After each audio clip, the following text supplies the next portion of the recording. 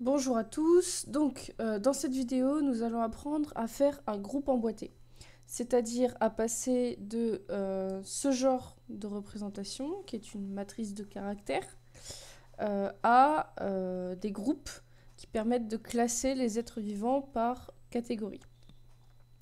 Donc si on observe un petit peu ce tableau ici, on s'aperçoit assez rapidement que ici, nous avons les êtres vivants.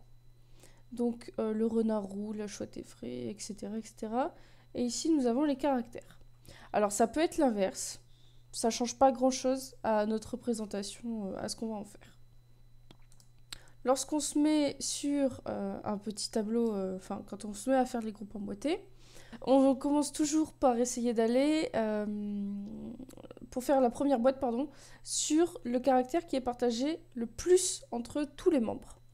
Alors, si on regarde dans ce tableau-là, c'est le squelette interne, puisqu'il est partagé par absolument toutes les espèces qu'il y a dans notre tableau. Donc, on va créer une grande boîte squelette interne. Donc, je crée une grande boîte que je vais appeler squelette interne. Et donc, tous mes animaux qui se trouveront, toutes mes espèces qui se trouveront dans cette boîte posséderont un squelette interne. Je vais grossir un petit peu. Voilà. Donc, cette première boîte est faite. Maintenant, il faut passer à une deuxième boîte. Parce qu'en fait, si on place là nos espèces dans cette boîte, ça veut dire qu'elles ont seulement un squelette interne. Si on les met toutes dans la même boîte, il faut vous rappeler l'image des chaussettes. Si je mets mes chaussettes vertes, mes chaussettes rouges, mes chaussettes bleues, celles avec des poils, les grandes, les petites, dans la même boîte, bah, si je veux trouver spécifiquement une chaussette rouge, une petite chaussette rouge, je vais avoir du mal à la trouver. Donc, dans cette grande boîte squelette interne, il va falloir former d'autres petites boîtes plus précises. Donc, pour cela, on va regarder quel est le deuxième caractère ou attribut qui est le plus partagé par mes êtres vivants.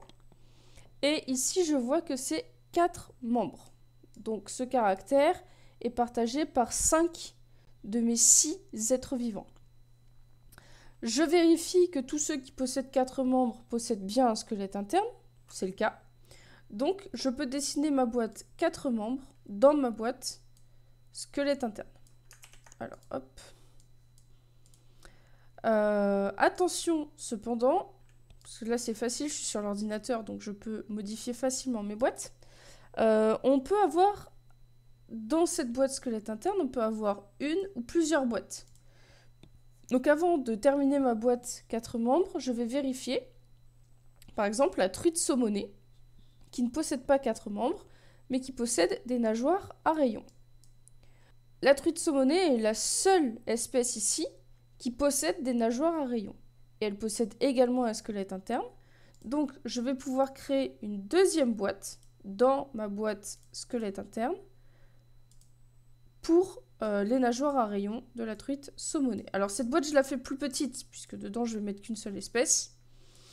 Et que j'imagine que les 5 autres espèces vont être dans cette grande boîte. Donc il va falloir que je laisse pas mal de place pour pouvoir mettre tous mes groupes dans cette grande boîte. Alors, hop, je vais faire comme ça. Je vais, hop, baisser un petit peu. Donc, je vais ajouter ici le nom. Donc ça, c'est la boîte 4 membres. Et ici, je vais pouvoir faire ma boîte qui correspond à la truite saumonée et qui est l'attribut nageoire à rayons. Alors, je pense que je vais revenir à la ligne. Voilà, sinon ça ne va pas rentrer. Alors, ça c'est fait. Alors, je vais barrer tout ce que j'ai fait. Tous les attributs qui ont été rentrés, hop, je les barre. Je l'ai un peu mal barré. Voilà. Donc, il me reste 3 attributs à mettre dans ma boîte. Pour nageoire à rayons, est-ce que la truite saumonée possède un autre attribut? Non, elle n'en possède que 2. C'est-à-dire que si je mets ma truite saumonée ici, dans nageoire à rayons, cela voudra dire qu'elle possède des nageoires à rayons et un squelette interne, puisqu'elle se trouvera aussi dans la boîte squelette interne. Donc maintenant, il va falloir que je vois qu'est-ce que je mets dans ma boîte 4 membres. Alors dans ma boîte 4 membres, j'ai arrangé le renard roux, la chouette effrayée, la souris commune, le canard colvert et la grenouille rousse. Pour cela, je vais regarder quels sont les attributs. Donc si je regarde les plumes, qui est du coup l'attribut qui vient ensuite. La chouette effrayée et le canard colvert possèdent des plumes. Est-ce qu'il y a une autre espèce qui possède des plumes? Non. D'accord?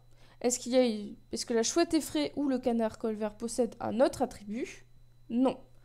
Donc je vais pouvoir faire une nouvelle boîte dans ma boîte 4 membres pour mettre l'attribut commun à la chouette effrayée et au canard colvert qui est les plumes. Alors j'ai fait la boîte un peu petite puisque dans ceux qui ont 4 membres, j'ai aussi ceux qui ont des poils, le renard roux, la souris commune, et ceux qui ont 4 doigts aux mains. Donc pareil que pour ces deux-là, je vais regarder l'attribut ensuite, ce sont les poils. Le renard roux possède des poils, mais il ne possède rien d'autre. La souris commune possède des poils et elle ne possède rien d'autre. Donc je vais pouvoir faire un autre groupe dans 4 membres pour ceux qui possèdent des poils et rien d'autre. Alors je remodifie un petit peu mes boîtes parce que là ça ne va pas rentrer. C'est pratique quand on est sur l'ordinateur, on peut modifier facilement. Quand on est sur le cahier, on essaie de faire attention, de ne pas faire des boîtes trop grosses. Donc, ça c'est ma boîte de ceux qui ont des poils. J'enlève donc poils. Et maintenant, il me reste un dernier attribut à ranger, qui est 4 doigts aux mains. Qui a 4 doigts aux mains? La grenouille rousse. Est-ce qu'elle possède autre chose? Eh ben non, elle possède 4 membres, mais ça on l'a déjà mis. Un squelette interne, ça on l'a déjà mis. Et donc, je vais pouvoir créer une boîte dans 4 membres, oui, que je vais appeler 4 doigts aux mains. Oups. Tac. Et donc, je barre cet attribut. Et donc là, j'ai rangé tous mes attributs dans mes groupes emboîtés. C'est-à-dire que chaque attribut va correspondre à un groupe. Si je refais l'image des chaussettes, j'ai par exemple ici les chaussettes rouges qui sont basses. Et du coup, le 4 membres correspondrait à chaussettes rouges. Squelette interne pourrait correspondre par exemple à chaussettes. Et dans les chaussettes rouges, je vais avoir chaussettes rouges basses, chaussettes rouges hautes, chaussettes rouges moyennes. Et dans mon groupe chaussettes, ici, pardon, non, dans mon groupe chaussettes ici, je vais avoir par exemple ici chaussettes bleues. Donc par exemple ici on pourrait écrire, ici ce sont les chaussettes rouges, d'accord? Et là ce sont les chaussettes, hop, je vais l'écrire en dessous, les chaussettes bleues, etc. etc. Alors je vais enlever cette histoire de chaussettes, hein, c'est juste pour vous expliquer. Et maintenant, il ne me reste plus qu'à ranger mes espèces dans mes groupes. Un peu comme si, maintenant que j'ai fait mes tiroirs, que j'ai étiqueté mes tiroirs, je rangeais mes chaussettes. Alors, le renard roux possède un squelette interne. Il possède 4 membres. Alors, je vais enlever tout ça. Il possède un squelette interne. Il possède 4 membres. Et il possède ici des poils. Donc, il va aller dans cette case-là. Dans cette case, je vais pouvoir écrire renard roux. Hop, je vais l'agrandir un peu. Je vais le mettre en italique pour pas qu'on confonde. Et je vais l'écrire d'une autre couleur.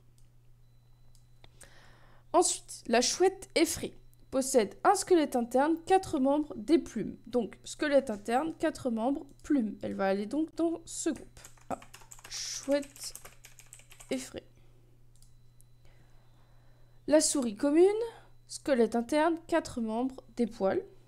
Squelette interne, 4 membres, poils. Donc dans le même groupe que le renard roux. Et ainsi de suite. On remplit ainsi de suite avec toutes les espèces qu'on a ici.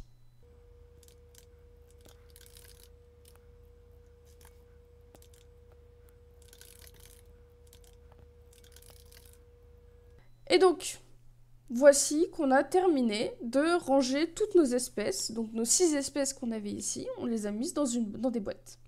Ce qui veut dire que si par exemple je prends la souris commune, eh ben, je sais qu'elle a des poils, 4 membres, un squelette interne. Alors après on peut donner des noms à ces groupes. Par exemple, ceux qui possèdent un squelette interne s'appellent les vertébrés.